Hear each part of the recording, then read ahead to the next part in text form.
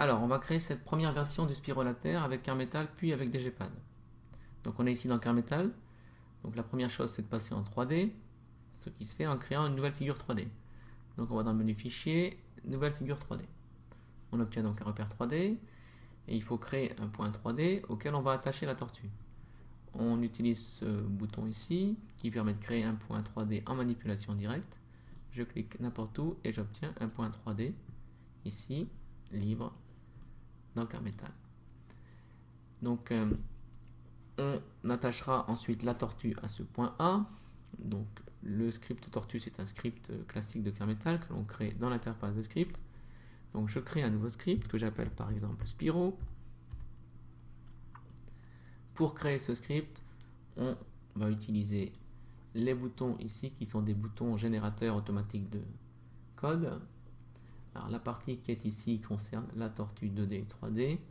Les 6 boutons ici concernent la tortue 3D.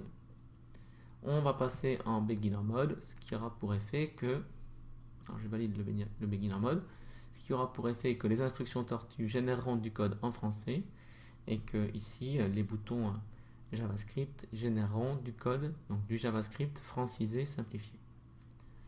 La première des choses ici dans le script, c'est d'attacher la tortue au point A. On le fait avec cette instruction qu'on rectifie ici pour attacher la tortue en A.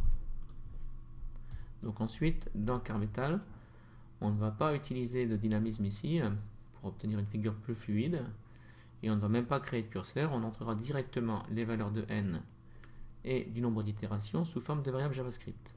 Donc je le fais ici, donc je prends une valeur de n égale 3 et un nombre d'itérations, donc classique pour le spirolater, je le prends ici égal à 2. Donc ensuite on utilise une variable t qu'on incrémente dans chaque passage de boucle. Au départ cette variable vaut 0 et à chaque passage dans la boucle on l'incrémente de 360 sur n.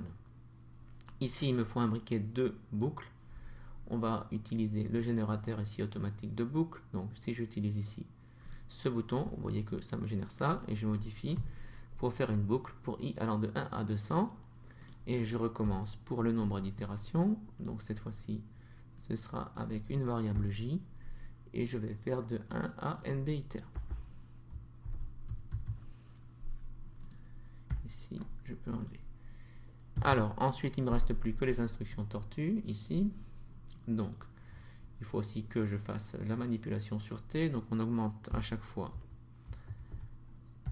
de 360 sur n. Voilà. Et ensuite, donc il y a les deux rotations tortue, puis le déplacement tortue. Donc on va utiliser pour les rotations ça ici. Donc d'abord pivoter au de 90, ensuite tourner à gauche de t. Et enfin, on avance de 1. Donc avancer, c'est ici. Et on avance de 1. Alors ce petit script ici va me permettre de générer le spirolaèdre. Allons-y. Et voilà, on obtient le spirolaèdre. Je vais ici arrêter ce script.